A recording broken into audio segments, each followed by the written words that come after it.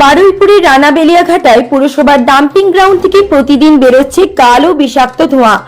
অতিষ্ঠ গাড়ি চালক থেকে শুরু করে বাসিন্দারা ডাম্পিং গ্রাউন্ড থেকে প্রতিদিন বেরোচ্ছে বিষাক্ত ধোঁয়া।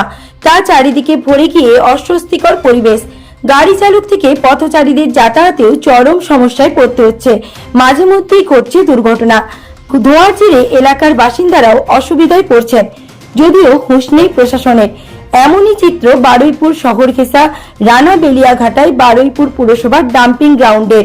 এ প্রসঙ্গে বারুইপুর পুরসভার ভাইস চেয়ারম্যান গৌতম কুমার দাস বলেন, আশেপাশে তেমন বসতি নেই, স্কুল আছে। দূরে আমরা জৈব সার তৈরির কারখানা তৈরি করব। ওখানে কারখানা তৈরি হয়ে গেলে সমস্যা মিটে যাবে।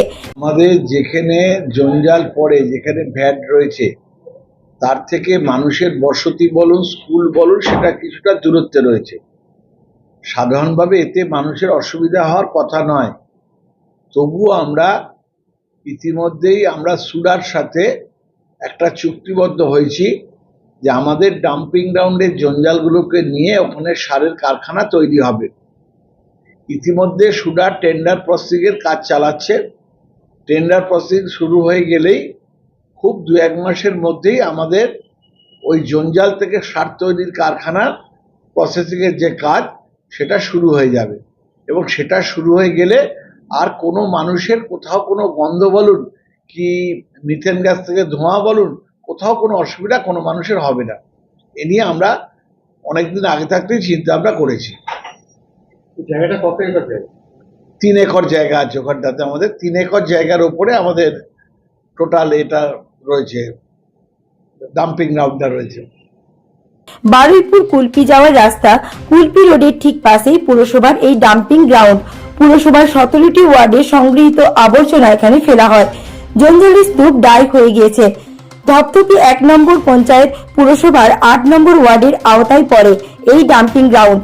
এই ডাম্পিং গ্রাউন্ডের কিছু দূরেই রানাবেলিয়াঘাট হাই স্কুল। প্রতিদিন বেলা গড়াতেই ডাম্পিং গ্রাউন্ডের আবর্জনাকে কে বা কারা পুড়িয়ে দেয় বলে অভিযোগ। এর জেরেই বিষাক্ত ধোঁয়ায় হাঁসফাঁস অবস্থা হয় মানুষের। গাড়ি চালকদের ওই জায়গায় পাশ দিয়ে যেতে ধোঁয়ায় ঠিক করতে অসুবিধায় পড়তে হয়। অনেকেই বলেন, এত ধোঁয়া চোখ মুখ জ্বালা করে। বারবার পুরসভাকে জানিয়েও কাজ হয়নি। ধোঁয়ার জেরে বাড়ির বয়স্করা অসুস্থ হয়ে পড়ছেন। অবিলম্বে প্রশাসনের এ ব্যাপারে দেখা উচিত। হ্যাঁ, ময়লা তো পড়ে, সে ময়লা পড়ুক, আমরা গন্ধে সহ্য করে থাকি। কিন্তু সব থেকে বড় অসুবিধা যেটা, এই আগুনটা প্রতি বছরই পুরো ভারী বর্ষা না হওয়া পর্যন্ত আগুনটা জ্বলে। এই আগুনটায় জ্বলার জন্যে আমরা সব সময় ভয়ে ভয়ে আমাদের থাকতে হয় যে কখন না আমার ঘর বাড়ি পুড়ে যায়। আমার তো একবার পুড়ে গেছিল, গতবারে বৈশাখ মাসেও পুড়ে যেত, তো সঙ্গে সঙ্গে ফায়ার ব্রিগেডে ফোন করায় এসে আগুন নিভিয়ে দিয়ে গেছে। কিন্তু অনবরত তো জ্বলে আগুন, তো নেভার কোনো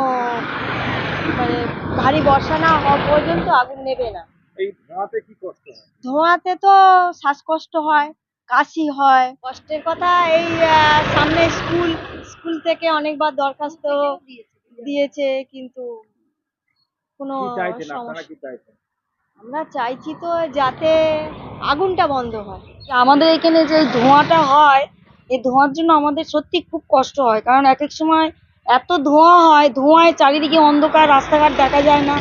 গাড়ি গেলে গাড়িতে মনে হয় যেন এই অ্যাক্সিডেন্ট হবে, বিপদ হবে, এইরকম একটা তো ভয় থাকি। আর এই ধোঁয়াতে নিঃশ্বাস নিতে সত্যি কষ্ট হয়।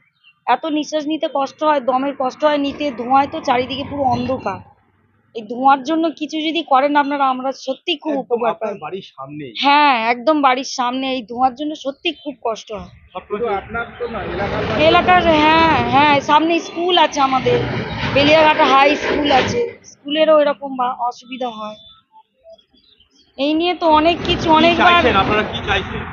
আমরা কি চাইছি? আমরা চাইছি যে যাতে এই ধোঁয়াটা যাতে বন্ধ হয়। হ্যাঁ, এই আগুন জ্বলে, এক এক সময় তো আগুন জ্বলে ওঠে। এই আগুনে তো এগুলো পুরো জ্বলে উঠেছিল একবার নয়, প্রায় সময়। ওনাদের হ্যাঁ, আতঙ্কে ওনাদের তো ঘর পুড়ে গেছিল ওই দিদি ভাইয়ের। অনেক, হ্যাঁ, অনেক সময় ফায়ার ব্রিগেড এসেছিল, এসে এই আগুনটাকে নেভালো। একবার আধবার নয়, এই নিয়ে 2বার হয়েছে। এই যে আমাদের অসুবিধা হচ্ছে, এই সব কারখানায় কাজ করছে, হুম কথা কানে নেয় না।